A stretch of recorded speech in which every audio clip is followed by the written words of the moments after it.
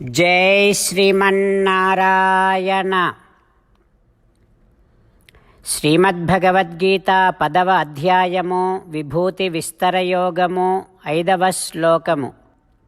అహింసా సమతా తుష్టిః తపోదానం యశో యశః భవంతి భావా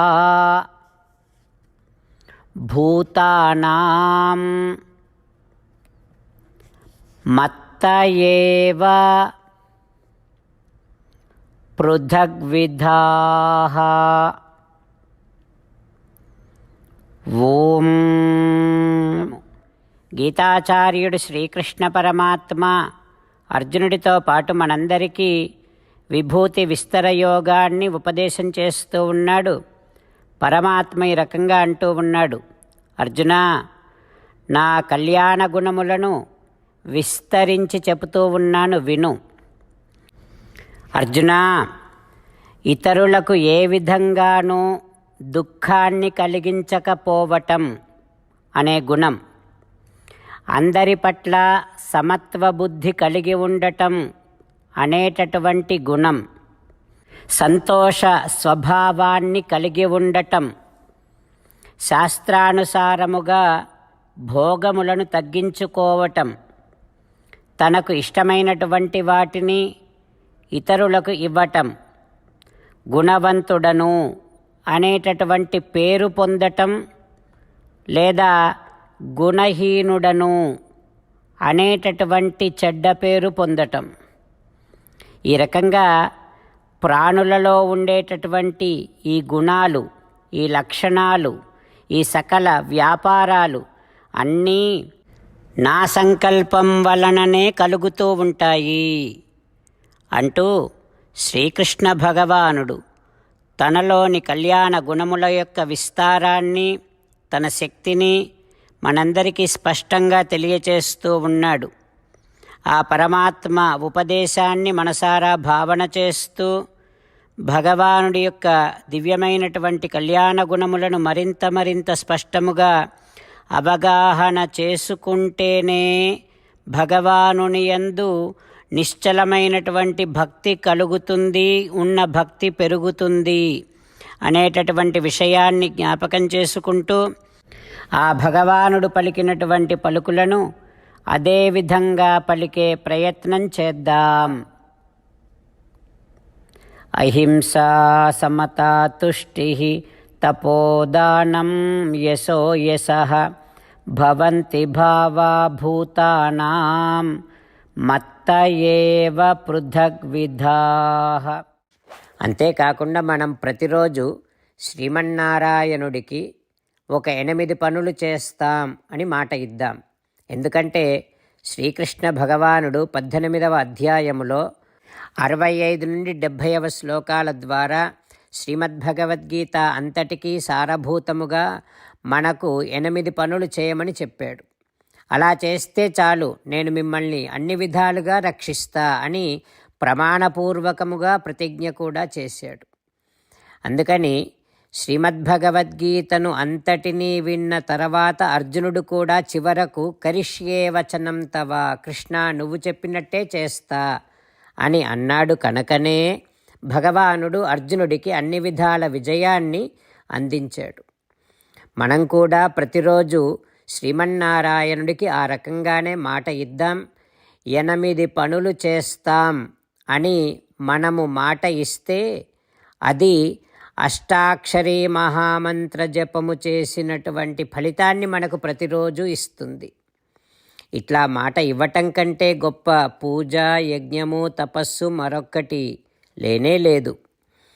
అందుకని నేను అంటూ ఉంటాను, మీరు మనస్సులో భావిస్తూ ఉండండి. ఈ రకంగా మనము మాట ఇస్తూ ఉంటే శ్రీకృష్ణ భగవానుడి ముఖారవిందములో కలిగేటటువంటి ఆనందాన్ని మనం ప్రతిరోజు దర్శిద్దాం, ఆస్వాదిద్దాం.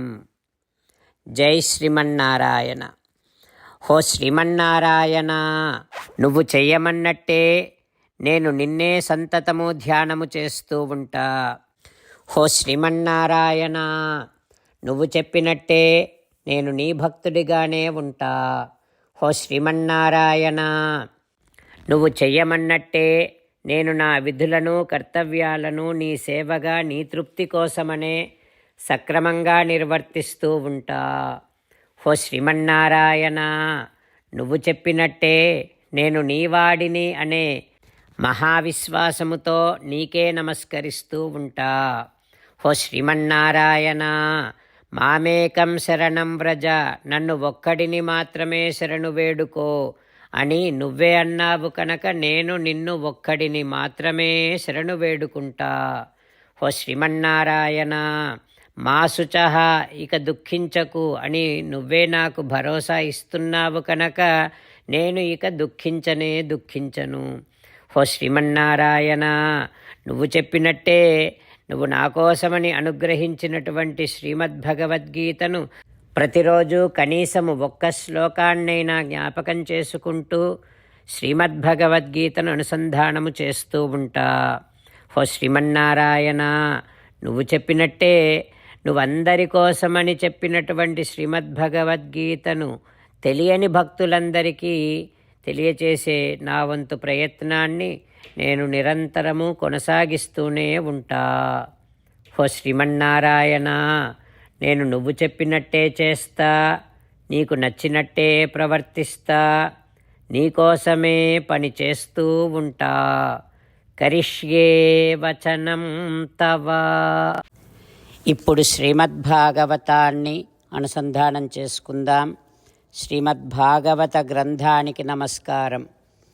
నిగమకల్పతరోర్గళితం ఫలం సుఖముఖాదమృతద్రవ సంయుతం పిబత భాగవతం రసమాలయం ముహురహో రసికా భువి భావుకాః. శ్రీసుఖ యోగీంద్రుల వారికి నమస్కారం.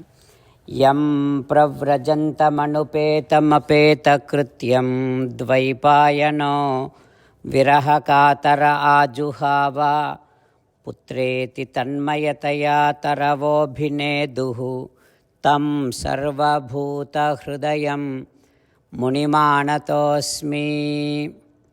నరనారాయణులకు, చతుర్ముఖ బ్రహ్మకు, సరస్వతీదేవికి, వ్యాస మహర్షుల వారికి నమస్కారం. నారాయణం నమస్కృత్య నరం చైవ నరోత్తమం దేవీం సరస్వతీం వ్యాసం తతో జయం ఉదీరయేత్. శ్రీమద్భాగవతము దశమస్కంధము 10వ స్కంధములో 115వ రోజు సూత మహానుభావుడు శౌనకాది మహర్షులందరికీ ప్రవచనం చేస్తూ ఈ రకంగా చెబుతూ ఉన్నాడు.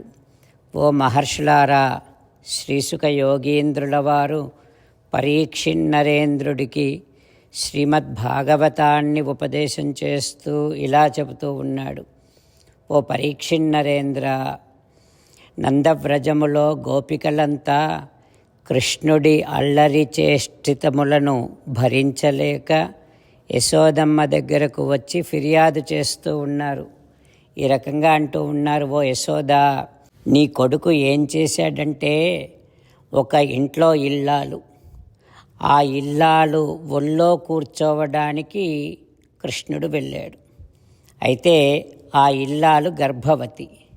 ఆమెమంది, కృష్ణ, నేను గర్భవతిని, కొంచెం దూరంగా ఉండు అని అంది. దానికి నీ కృష్ణుడు ఏమన్నాడో తెలుసా? ఓ సుందరి, చూలగుటకున్ ఏ మూలంబు చెప్పుమనే నీ బాలుడు చెప్పుదురే సతులు పర్వేందుముఖీ. నీ కృష్ణుడు ఆమెను, ఓ సుందరి, నువ్వు గర్భవతివి ఎట్లా అయ్యావు అని అడిగాడు. అట్లా ఎవరైనా అడుగుతారా యశోదా? గొప్ప కొడుకునే కన్నావులే. ఒకవేళ అట్లా అడిగితే మాత్రం ఏ ఆడదైనా ఏం సమాధానం చెబుతుంది యశోదా? అంతేకాదు, ఇంకా ఏం చేశాడంటే, నమ్మి నిదురబోవ నా పట్టి చుంచు మాలేగతోకతోడ లీలగట్టి వీధులందు దోలె వెలది నీ కొమరుండు. ఓ యశోదా, నా కొడుకు ఆడి ఆడి అలసి పడుకున్నాడు. అప్పుడు నీ సుపుత్రుడు ఈ కృష్ణుడు వచ్చి నా కొడుకు జుట్టును మా లేగ దూడ తోకను రెంటిని కట్టి ఆ దూడను వీధుల్లోనికి తోలేశాడు. అసలు ఏ పిల్లాడైనా ఇంత ఘోరమైన అల్లరి చేస్తాడా చెప్పు. నాకు తెలుసు మీ ఆయన ఈ ఊరికంతటికీ నాయకుడు, ఒప్పుకుంటాం. కానీ నాయకుడి పిల్లాడు అయినంత మాత్రాన ఇంతగా అల్లరి చేయవచ్చా అంటూ గోపికలంతా యశోదమ్మ దగ్గర కృష్ణుని అల్లరి చేష్టితములను గురించి ఫిర్యాదు చేస్తూ ఉన్నారు. ఆ తర్వాత ఏం జరుగుతుందో రేపు తెలుసుకుందాం. ఓం శ్రీకృష్ణ పరబ్రహ్మణే నమః. ఓం అస్మద్గురుభ్యో నమః. ముకుందమాల. కృష్ణో రక్షతు నో జగత్రయగురుః కృష్ణం నమస్యామ్యహం. కృష్ణే నామరశత్రవో వినిహతాః కృష్ణాయ తస్మై నమః. కృష్ణాదేవ సముత్థితం జగదిదం కృష్ణస్య దాసోऽస్మ్యహం. కృష్ణే తిష్టతి విశ్వమేతదఖిలం. హే కృష్ణ సంరక్ష మాం. శ్రీమద్భగవద్గీత 10వ అధ్యాయము 5వ శ్లోకము. అహింసా సమతా తుష్టిః తపోదానం యశో యశః భవంతి భావా భూతానాం మత్త ఏవ పృథగ్విధాః. అహింసా సమతా తుష్టిః తపోదానం యశో యశః భవంతి భావా భూతానాం మత్త ఏవ పృథగ్విధాః. శ్రీమన్నారాయణ కరిష్యే వచనం తవ. సర్వం శ్రీకృష్ణార్పణమస్తు. జై శ్రీమన్నారాయణ.